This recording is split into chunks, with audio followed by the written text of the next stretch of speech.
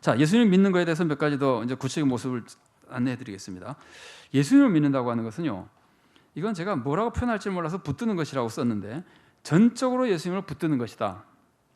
제가 이걸 설명하기 위해서 다른 말로 좀 표현해 보겠습니다. 믿음은 예수님의 가르침을 배우고 따르는 게 아닙니다. 자, 이 말씀을 오해하시면 안 됩니다.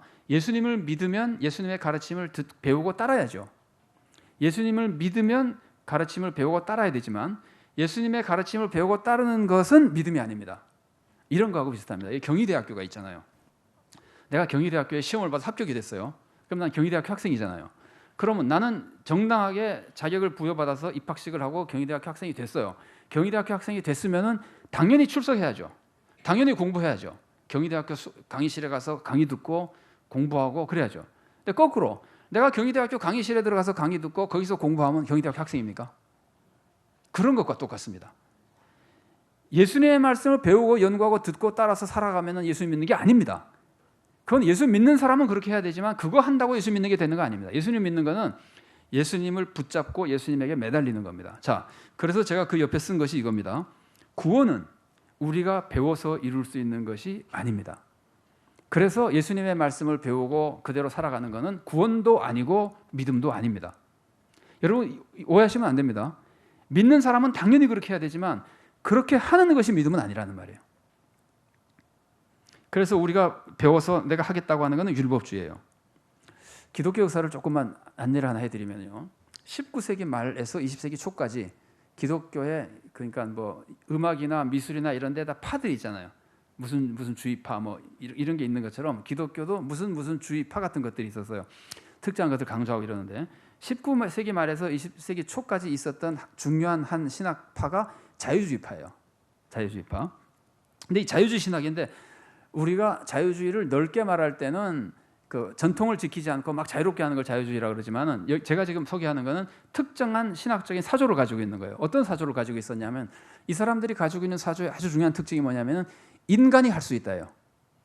인간이 할 수 있다. 그래서 이 사람들은 뭘 믿었느냐면은, 우리가 산상설교를 잘 가르치면은 이 땅에 하나님 나라가 된다고 믿었어요.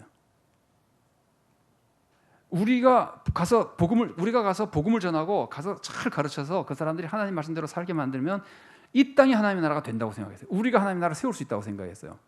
그러니까 인간 중심이죠, 그죠? 인간의 가능성을 확대시킨 거예요. 그게 어떻게 해서 무너졌느냐면은, 그건 올바른 신앙이 아닙니다. 그러나 그 신앙이 팽배했을 때는 뭐 예수님의 은혜가 아니면 안 된다는 말하는 사람은 다 무식한 취급당했어요. 공부해봐라 그런가. 그러니까 소위 공부한 사람들은 다 그걸 믿었을 정도로 자유주의가 팍 퍼졌을 때, 딴 사람들이 말도 제대로 할 수 없는, 그러니까 일반 목사님들은 말하겠으나 신학 논쟁에서는 낄 수도 없는 정도로 그게 퍼졌을 때, 그게 무엇이 그것을 무너뜨렸냐면요, 1차 세계대전. 1차 세계대전이 예수 믿는 사람이랑 안 믿는 사람이랑 싸웠습니까? 예수 믿는 사람끼리 싸웠습니까?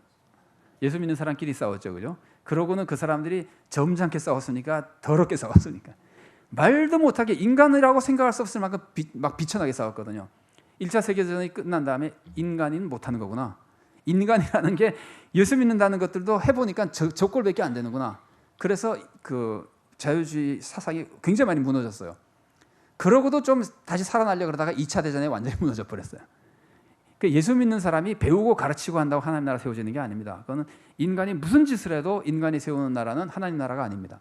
하나님 나라는 하나님이 세울 때 하나님의 나라입니다.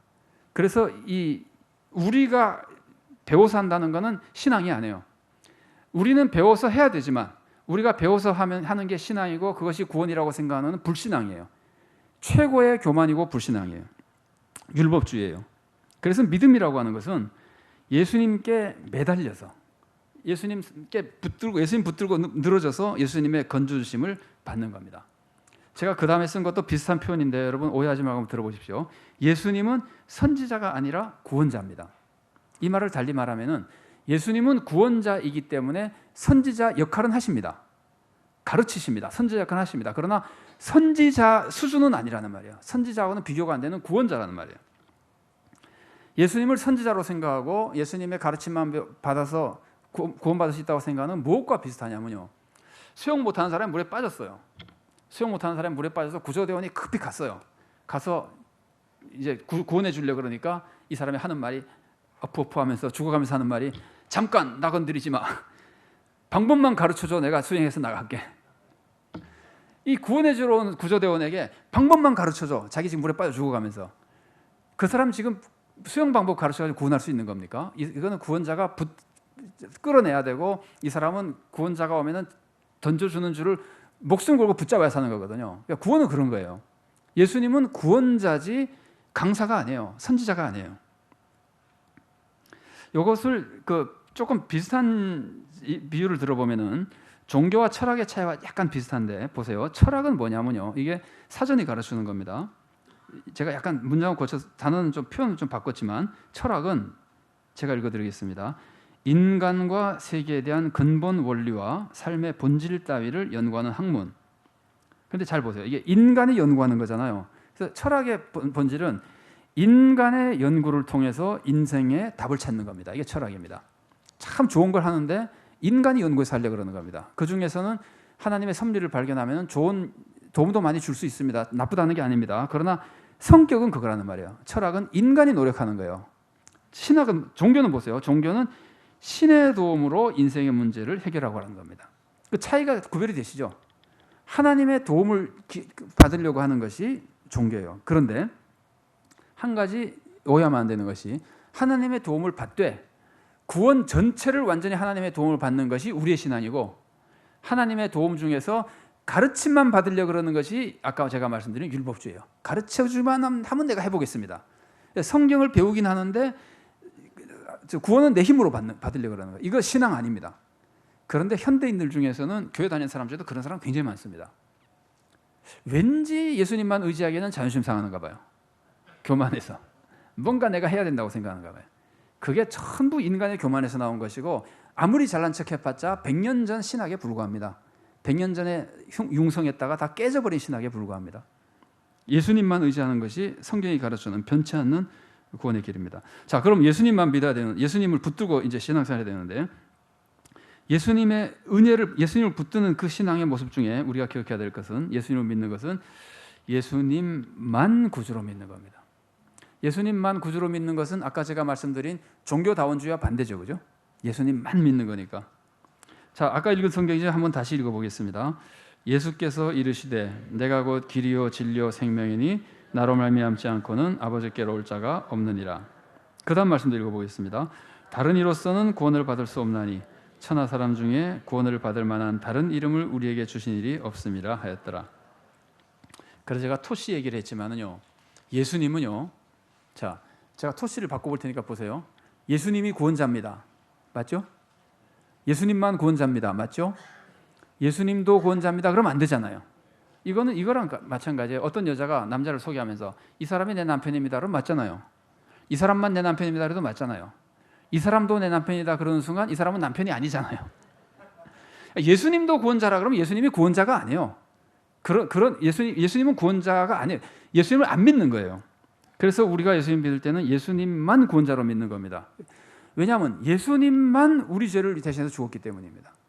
예수님만 부활하셨기 때문입니다. 어떤 목사님이 그 임종 예배를 드리러 갔어요. 죽어가는 성도에게 임종 예배를 드리러 가가지고 드리러 갔더니 이 성도가 목사님 보고 어떻게 오셨습니까? 그냥 목사님이 당신 천국에 가시도록 당신을 구원하려고 왔다 그러니까 손 좀 봅시다. 손을 보여줬더니 네가 어떻게 나를 구원해? 십자가 못 자국도 없는 사람이. 이게 뭐 진짜 있었던 일인지 잘 모르겠으나 책에 나온 얘기예요.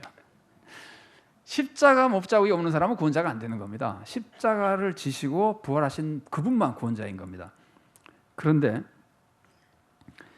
왜 십자가와 부활을 하신 그분만 구원자냐면은 우리가 죄인이기 때문에 그런 겁니다. 우리의 죄를 씻어 주실 수 있는, 십자가로 죽으시고 부활하신 분만이 씻어 줄 수 있기 때문입니다. 그래서 우리는 예수님을 믿지 않을 수가 없고 예수님 이외에는 믿을 가치가 없는 거예요. 내가 죄인이기 때문에. 제가 거기다 대학교 교모의 고백이라고 했는데요. 이것도 그냥 여러분 재미로 기억에 좀 더 날 것 같아서 말씀드리면은, 제가 이제 신학교에 들어가니까 좋은 점이 참 많은데 그 중에 하나가 뭐냐면은 매일 예배를 드리는 거였어요. 그러니까 일주일에 우리는 그때 4번 예배를 드렸는데 화수목금 4번 예배를 드리는데 예배 드리는 것도 좋지만 예배 드리는데 특별히 좋은 거는 뭐냐면은 학교 채플에만 딱 들어가면은 매일 목사님이 설교하러 오시는데 우리가 보고 싶었던 목사님들이 오시는 거예요. 전국에서 유명한 목사님들이 오시는 거예요. 이게 서울이 그게 좋습니다. 지방 신학교는 그렇게 유명한 목사님들이 잘 안 와요. 바빠가지고. 근데 어쨌든 서울에 학교 다닐 때는 그 좋은 목사님들이 보고 싶고 듣고 싶었던 목사님들이 계속 오니까 얼마나 좋은지 몰라요. 그래서 수많은 설교를 들었죠.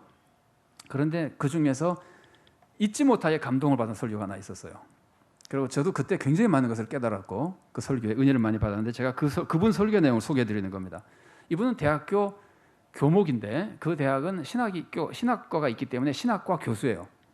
그러니까 우리나라의 사립대학인데 기독교 계통 사립대학인데 신학과 교수면서 목사예요.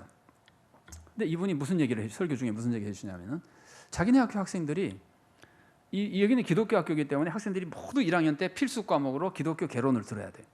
그러니까 이제 학생들이 들어야 되는데 어느 날 학생들이 점점 머리가 커지고 사회가 자꾸 발달하니까 학생들의 인권을 가지고 무슨 요구를 하냐면은 우리가 다 기독교인도 아닌데 왜 우리를 다 기독교 개론을 들으라 그럽니까? 기독교 개론을 필수해서 선택으로 바꿔주십시오. 듣고 싶은 사람만 듣게 해주십시오.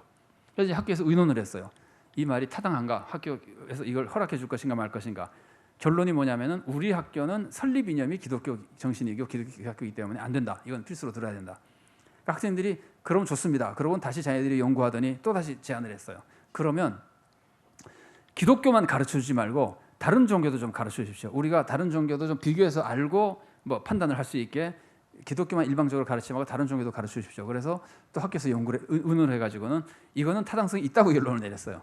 다른 종교도 가르치기로 했는데 다른 종교를 한 학자들도 많이 있겠으나 왜 그런지 모르겠는데 아마 그때는 종교를 공부했으니까 신학하는 사람들이 신학자들이 다른 종교를 제대로 연구해가지고 가르치자. 근데 이 사람들이 교육자들이잖아요. 여러분 교육자는 교육하는 나름대로의 다 기준이 있기 때문에 절대로 시시하게 가르치지 않습니다. 교수쯤 되면은 다 어느 정도 수준을 지키려고 노력을 합니다. 그러니까 신학자지만 기독교 신학자지만 다른 종교를 가르치려면 그 종교에서 철저히 연구를 해서 가르쳐야 되거든요. 근데 이 설교자가 맡은 종교는 불교였어요. 근데 이분이 이제 불교를 공부하는데 종교를 원래 공부한 사람이니까 불교 열심히 공부해서 가르치는데 아무리 많이 공부해서 가르쳐도 자기 마음에 안 들어요. 불교를 내가 제대로 잘 가르치는 이왕이면 정확하게 가르쳐야 되니까 잘 가르치고 있나 고민이 돼서 평소에 좀 알고 지내던 스님을 만났어요. 물어봤어요. 스님, 제가 여차여차해서 불교를 가르치는데 아무리 열심히 공부하고 가르쳐도 내 마음에 안 듭니다. 부족한 것 같습니다. 어떻게 하면 좋겠습니까? 그러니까 스님이 이렇게 대답했어요. 목사님도 종교인이니까 아시겠지만 종교라는 게 공부해서 됩니까? 종교 생활을 해봐야지. 그래서 목사님이 종교 생활을 시작했어요. 그러니까 정말 교육자죠, 그죠? 그래서 이제 방학만 되면 절에 가서 사는 거예요. 몇 달씩 절에 가서 살고 그것도 부족해가지고 토요일만 되면은 또 어디 있는 절 이름은 말씀드리지 않겠습니다. 어느 절에서 하는 청년 불경 연구에 들어갔어요. 토요일마다 가서 공부하는 거예요. 그러니까 청년 공부하는데 늙은 사람이 하나 들어앉아 있으니까 사람들이 다 이상하게 생각할 거 아니에요. 물론 스님하고 가르치는 선생님 스님하고는 얘기가 다 됐어요. 자기가 듣겠다고. 그래서 매주 가서 배우는데 학생들은 이상하게 생각하고 있고 그냥 몇 달 배우다가 한 번은 그 청년들이랑 다 같이 한번 공부하는 청년들이 좌담회를 한다래요. 그러면서 이 스님이 목사님 보고 목사님도 거기 참석해서 한번 얘기 한번 나눠보시라고. 그러니까 참석했어요. 그랬더니 스님이 이 목사님을 소개한 거예요. 저 사람으로 말할 것 같으면 기독교 목사인데 여차여차해서 불교를 공부하고 있습니다. 그러니까 청년들이 깜짝 놀라면서 그러니까 굉장히 궁금하니까 막 집중적으로 질문을 하는 거예요. 목사님에게 기독교는 어떠냐, 불교는 어떻고 막 얘기하다가 한 청년이 결정적인 질문을 했습니다. 무슨 질문을 했냐면은 목사님은 그렇게 불교를 많이 공부하고 그렇게 불교 생활도 해보면서 불교를 우리보다 더 잘 이해할 정도로 잘 이해하고 불교 공부를 했는데 절에서 생활도 해보고 그랬는데 왜 불교 신자가 안 됩니까? 얼마나 좋은데 질문입니까? 그러니까 목사님이 정색을 하고 이렇게 대답했답니다. 저는 여러분을 진심으로 존경합니다. 여러분은 여러분이 노력하면 구원을 받을 수 있다고 믿습니다. 근데 나는 못 그럽니다. 나는 계속 죄를 짓습니다. 계속해서 죄를 짓기 때문에 나는 예수를 떠날 수가 없습니다. 이게 예수 믿는 거예요. 예수님만 죄를 용서하는 분이기 때문에 예수님 못 떠나는 거예요. 이게 예수님만 믿을 수 있는 유일한 이유예요. 예수님만 우리 죄를 용서하시는 구원자이기 때문이에요.